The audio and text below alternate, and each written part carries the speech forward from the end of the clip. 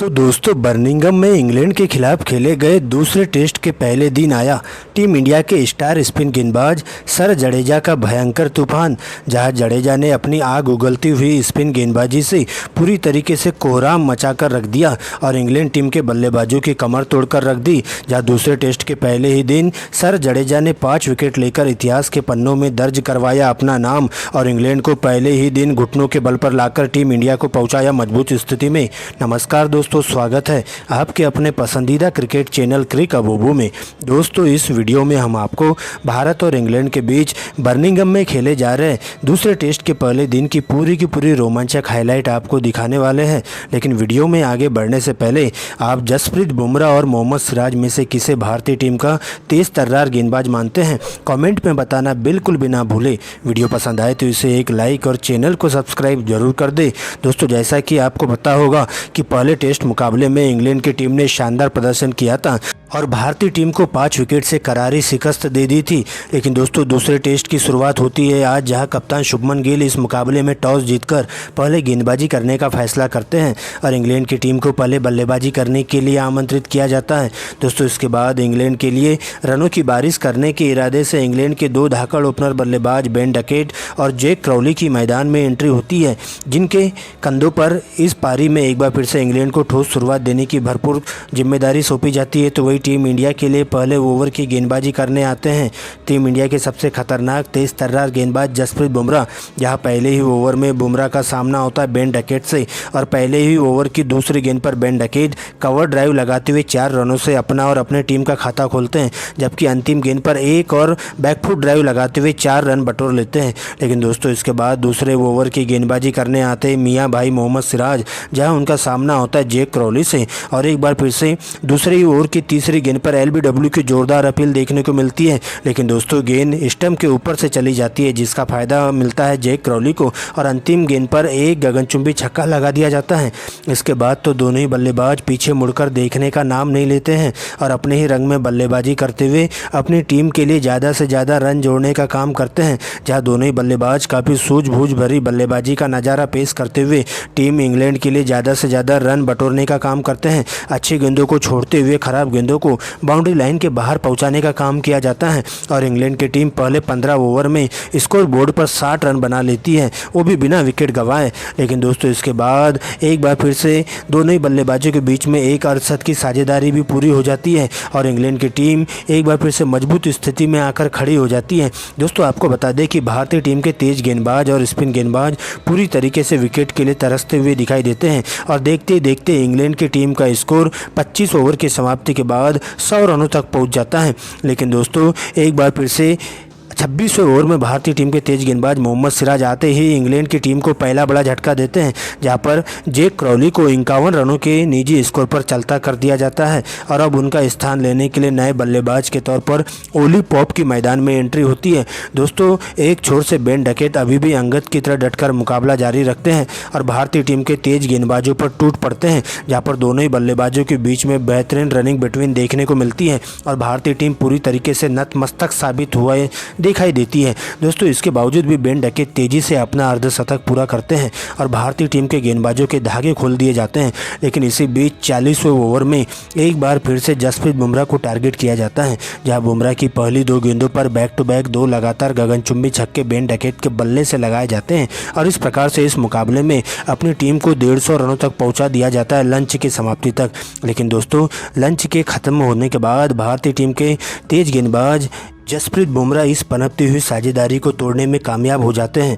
आपको बता दें कि जसप्रीत बुमराह के द्वारा फेंकी गई यार्कर गेंद पर बेन डकेट क्लीन बोल्ड हो जाते हैं, जहां बेन डकेट के द्वारा 60 रनों की धुआंधार पारी खेली जाती है। लेकिन दोस्तों इसके बाद उनका स्थान लेने के लिए नए बल्लेबाज के तौर पर अब हैरी ब्रूक की मैदान में एंट्री होती है और यहाँ से मिलकर ओली पॉप के साथ दोनों ही बल्लेबाज बेहतरीन तालमेल के साथ बल्लेबाजी करना शुरू कर देते हैं, जहाँ ओली पॉप भी मात्र 45 गेंदों में ही अपना अर्धशतक पूरा कर लेते हैं और अपनी टीम को को तेज़ी से 200 रनों के नज़दीक पहुंचाने की कोशिश करते हैं, जहां पर दोनों ही बल्लेबाजों के बीच में एक ज़बरदस्त साझेदारी भी देखने को मिलती है और भारतीय टीम के सभी गेंदबाज इस साझेदारी को तोड़ने के लिए भरपूर कोशिश करते हैं, लेकिन हर बार उन्हें हार ही मिलती है, क्योंकि दोस्तों दोनों ही बल्लेबाज काफ़ी सूझबूझ भरी बल्लेबाजी का नज़ारा पेश करते हुए भारतीय टीम के गेंदबाजों के धागे खोलने का काम करते हैं। यहाँ पर दूसरे छोर से हैरी ब्रूक एक बार फिर से टेस्ट को T20 बना देते हैं और ताबड़तोड़ रवैया अपनाते हुए चौके छक्कों की बारिश करना शुरू कर देते हैं। तो वे दूसरे छोर से एक बार फिर से ओली पॉप का तूफान देखने को मिलता है, लेकिन जसप्रीत बुमराह के द्वारा 49वें ओवर में ओली पॉप को क्लीन बोल्ड कर दिया जाता है। दोस्तों इस प्रकार से इंग्लैंड की टीम को 200 के स्कोर पर तीसरा बड़ा झटका लगता है। दोस्तों इसके बाद भारतीय टीम के स्पिन गेंदबाज सर जडेजा की आंधी आती है, जहां जडेजा आते ही अपने पहले ही ओवर में बैक टू बैक 2 लगातार विकेट ले लेते हैं। दोस्तों आपको बता दें कि कप्तान बेन स्टोक्स पहली ही गेंद पर LBW आउट हो जाते हैं, जबकि एक बार फिर से नए बल्लेबाज के तौर पर जो रूट की एंट्री होती है, लेकिन वो भी खाता नहीं खोल पाते हैं और विकेट के पीछे स्लिप में कैच आउट हो जाते हैं और इस प्रकार से 210 के स्कोर पर ही इंग्लैंड को 5 बल्लेबाज पवेलियन की ओर लौट जाते हैं। दोस्तों यहाँ से इंग्लैंड की आधी पारी लुढ़क सी जाती है, लेकिन इसके बाद अभी भी हैरी ब्रूक का साथ देने के लिए नए बल्लेबाज के तौर पर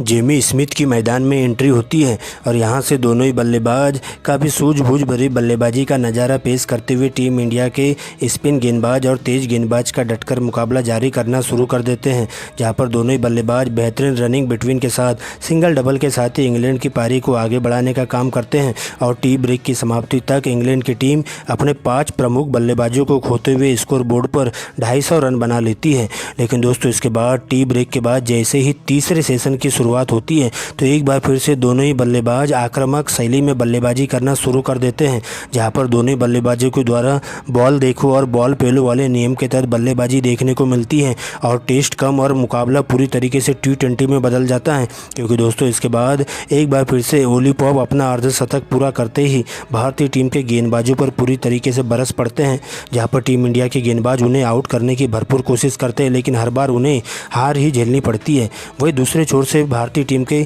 स्पिन गेंदबाज सर जडेजा के अलावा कोई भी गेंदबाज इस मुकाबले में अच्छी गेंदबाजी नहीं कर पाता है। दोस्तों आपको बता दें कि एक बार फिर से दोनों ही छोर से रनों की बारिश देखने को मिलती है और इंग्लैंड के दोनों ही बल्लेबाज मिलकर भारतीय टीम के गेंदबाजों के धागे खोलना शुरू कर देते हैं। दोस्तों एक प्रकार से इंग्लैंड की टीम 300 रनों के पास पहुंच जाती है, लेकिन इसी बीच इस साझेदारी को तोड़ने के लिए एक बार फिर से भारतीय टीम के स्टार स्पिन गेंदबाज सर जडेजा की एंट्री होती है और आते ही एक और सफलता अपनी झोली में डाल देते हैं, जहां पर स्मिथ को 49 के स्कोर पर LBW आउट कर देते हैं और इंग्लैंड को लगने वाला